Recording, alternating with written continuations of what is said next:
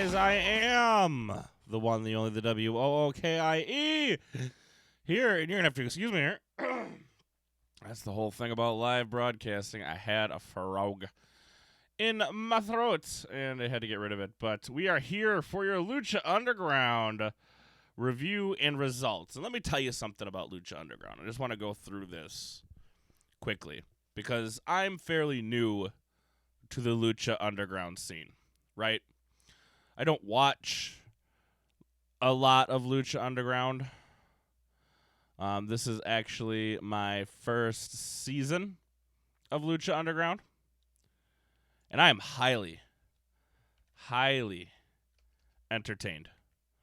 This is my fourth episode. This is season 3, episode 4. I'm now attempting to find all the other episodes because they used to be on Netflix and they are no longer there, which serves a problem for me. Obviously, I want to see the rest of them. I've been poking about YouTube. I've been trying to figure out how to find all of the rest of the episodes, season 1 and season 2. I checked my on-demand for my cable network, and it turns out that my cable network, actually, they have some of season 2, but not all, and none of season 1. So this is going to prove a problem for me, as you can tell. I really, really want to watch season 1, season 2, because there's things going on right now that I don't understand. Just towards the end, right before the Dragon Azteca Jr. versus Chavo Guerrero match, we have like this, what do I call it? Like it was a scene, and this lady, and I'm sorry, names are hard for me right now. I'm actually pulling up my notes. Katrina basically, I guess, kills someone. She sucks out his soul, I'm guessing, and then breathes it into Mil Muertes. Congratulations. I just want to give a big congrats to Lucha Underground. Number 1, I am enjoying it immensely. Number 2, if we want to talk about kayfabe, look no further. It's no secret that kayfabe is something that maybe not necessarily is dying, because we all our smart marks out there are kind of figuring things out as we go along, and there's a lot of people who know the ins and outs of the business. But here's the deal. They've brought this level back where it is tough to distinguish between, I don't want to say it's tough to distinguish between reality and the show. But the show is so good itself that you have this ability to get very much entranced in what's going on and lose yourself in it. Your suspension of disbelief is very, very high. So you can go in and it's kind of just this fun show, and you're watching the story unfold in front of you. I'm telling you guys, if you're not watching Lucha Underground, turn it on. Find your El Rey network. I believe almost every cable provider has the El Rey network, and it's so damn good. I'm enjoying it immensely. 2 bits of news that I want to get out to you guys real quick right now.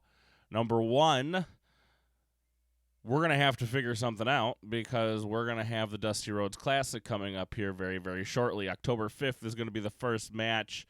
I believe it's, I know Cedric Alexander was in it going up against Dash and Dawson. That's going to be October 5th. That's coming up here very, very shortly, and that's going to interfere with my plans on Lucha Underground. Do I do Lucha Underground then on Thursdays? I'm kind of already behind the 8 ball on that one. But I'm unsure on what to do now because I think the Dusty Road Classic could be good. but like I said, I'm very unsure. We're going to have to figure it out. Follow me on Twitter for the poll to let me know what you guys are thinking so that I can plan accordingly for you guys and get you guys what you want. Because actually, I skipped NXT tonight. I was going to watch NXT, and then I was going to watch Lucha Underground. Unfortunately, life got in the way, which happens from time to time for me. It's nothing new. And I only got a chance to see Lucha Underground. But even then, it would be NXT and then the Dusty Road Classic. I'm assuming how they're going to do it like they did to the CWC. Ugh. And number 2, Bound for Glory is coming up, and we don't know if that's going to happen. I'm going to try to keep you guys, follow me on Twitter. I'm going to try to keep you guys up to date as much as possible on what exactly is going on. They basically, it sounds like they have till Friday to get the funds together to even put on Bound for Glory in the next set of tapings.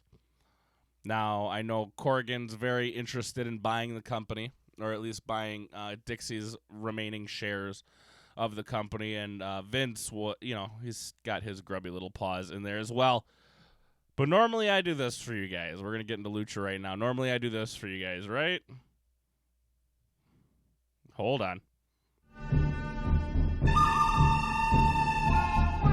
Delete! Normally I give you the good, the bad, and the delete of the night. I'll give you all my goods I found, all my bads I found. Sometimes I forget. Feel free to leave those in the comments section down below if you saw a good or a bad or something you disagreed with me on. Feel free to go ahead and leave those, in the comments section. Let me know on Twitter, hey Wookie, you big old turd, you forgot one. I'm cool with that. I don't mind you guys telling me that at all. But Lucha Underground, I don't know if I'm just so entranced. I couldn't find all was good. I loved it. We start out with Sexy Star in the locker room, and Dario Cueto comes in and tells her that she should be afraid of Montanza. She should be, and she's going to eventually have to decide whether she's going to defend her title, the Gift of the Gods title, which from my understanding, again, you'll have to tell me if I'm wrong, from my understanding, gives you the shot at the main championship, much like the X division in TNA does. So she's going to have to figure that out. She should be afraid. And he kind of walks out as he's giving her championship, or not her championship, but her match for the night. She's going to go alongside the Trios champions, and they're going to take on the Worldwide Underground in an Atomicos match. In comes Johnny Mundo, and I don't know why they fired him from WWE. Either that or he just got good in Lucha Underground. Or maybe, again, maybe I'm being a total mark for Lucha Underground right now. He runs in looking for Taya. I think I'm pronouncing that right. He introduces himself to Sexy Star, and he tells her that he will be the next Gift of the Gods champion. And then they kind of go through this tussle. Not really a tussle, but a handshake where they're both trying to show themselves or show each other who's boss. Who's got bigger balls. I'm not sure who won that match. I'm going to say Sexy Star. But we get into our first match of the night. Sinestro de la Muerte versus Prince Puma, which I found out last week when I was on M2J's podcast doing the job, that Prince Puma is Ricochet. I forgot tonight. I had to text a buddy and find out. I was like, oh, I know that's somebody who isn't. It's Ricochet.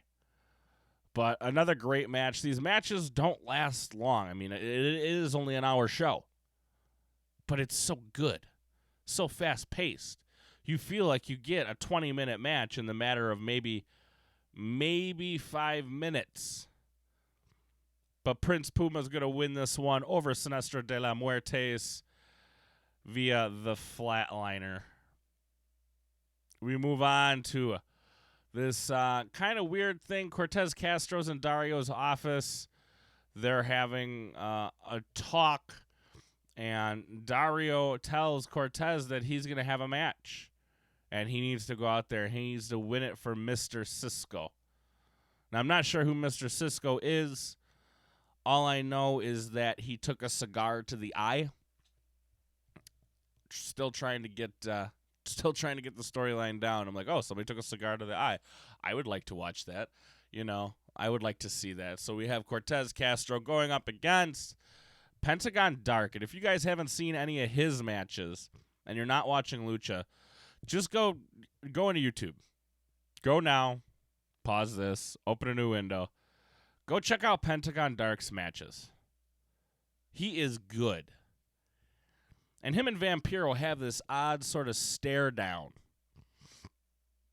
all night. Or I shouldn't say all night, but at least for the duration of his match. Which I don't know if I'm missing something there. Or if this is something new that's happening. Because it's these storylines are deeper than a mother trucker. Let me tell you that these storylines are deep. And it's hard to keep up with what's going on. So I don't know if they have a past. Maybe they don't like each other, but Pentagon Dark's going to defeat Castro. And then, of course, as Pentagon Dark does in, all of his matches, he breaks Castro's arm. Very kayfabe breaking of the arm, obviously. He doesn't actually break his arm, but he breaks his arm. Then he grabs a mic and starts cutting himself a promo. Says it doesn't matter who wins tonight versus Chavo and Dragon Azteca. Either way, the winner is getting a limb broken. Either way, that's going to end up in broken bones.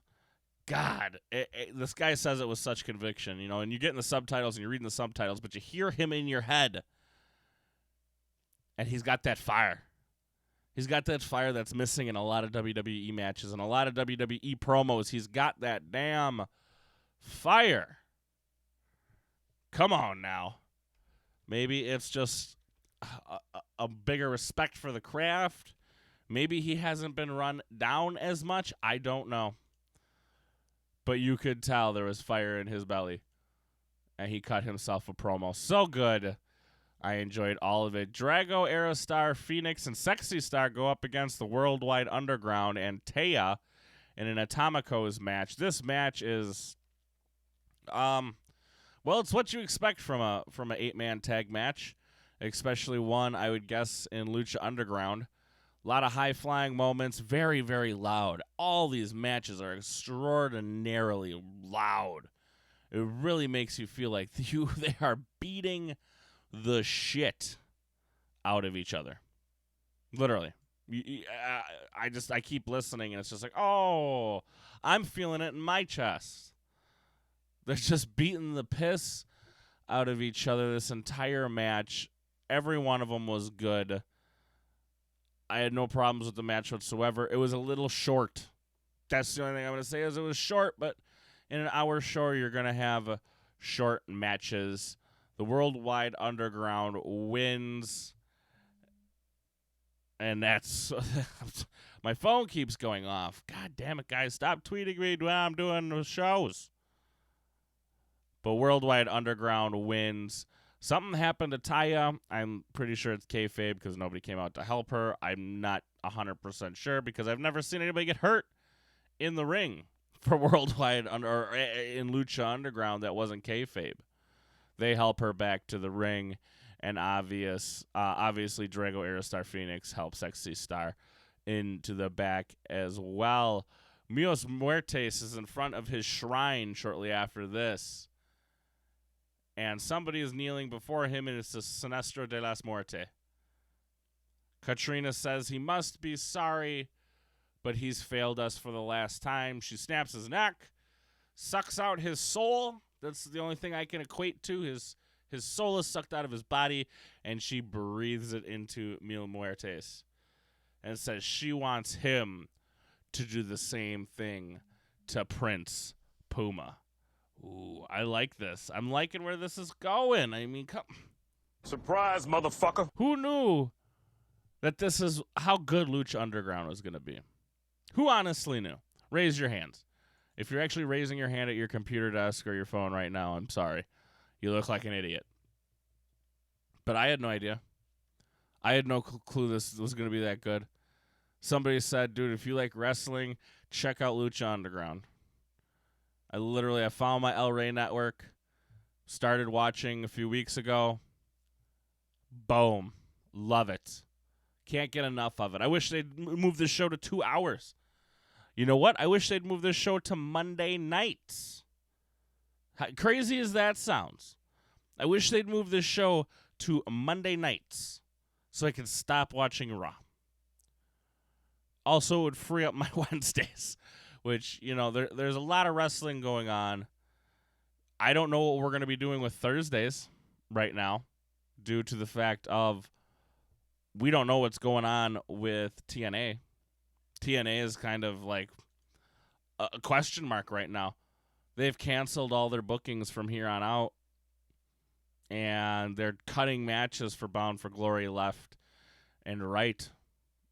Not sure, but next matchup, we got Dragon Azteca Jr. versus Chavo Guerrero Jr. with special guest referee. Wouldn't be good enough unless it was special guest referee Rey Mysterio. Again, another good match. Chavo is clinging on to this. He's clinging on to the Guerrero name, very much so, as he always has. Why, I don't know. He's still a decent wrestler. He's okay. He's nothing great. I'm going to write home about Chavo Guerrero. I don't think he'll ever be in the main event picture. Maybe in Lucha Underground he might. But as far as like a big-time star, Chavo was never going to be that. But he's okay. He's decent. But Dragon Azteca Jr. takes this one over Chavo. Chavo gets in a little hot-headed, messes around Rey Mysterio, and Rey Mysterio basically helps Dragon Azteca Jr. pick up the win. Here's what I want to go about real quick. The end. Because I thought we're done. I'm about ready to go outside, have my little smoky treat. I know some of you are going to put down in the comments section below I shouldn't do that, but I did it. And we get this almost shrine of candles put before us. And somebody's dipping, I want to call it like a wood with like a candle end. Dipping it into the lit candles and then blowing them out. And then dipping it in and then blowing it out. And it's Black Lotus. She's going to take care of the man who killed you.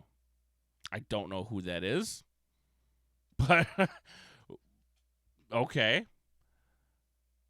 She is sending in the Black Lotus clan to the temple against Pentagon Dark. Now, I don't know if Pentagon Dark killed someone. Please let me know in the comments section down below, because I have no idea if Pentagon Dark killed someone or not. But we now have ninjas in Lucha Underground. Holy hell. What the fuck? We now have ninjas. Literally, we now have ninjas in Lucha Underground. My man. I don't. Wow. That's cool. I'm not even upset about that. I am really surprised, wow. And I want to thank you. I really want to know where this is going. I really want to know. Yes! Oh my God! Yes. I want to know where this is headed. But as always, guys, short show tonight. Obviously, we have a short timeline. We're going to figure this out because I'm really enjoying Lucha and I want to continue watching it. But I also want to get my NXT in, and I want to watch the Dusty Rhodes Classic. I just do.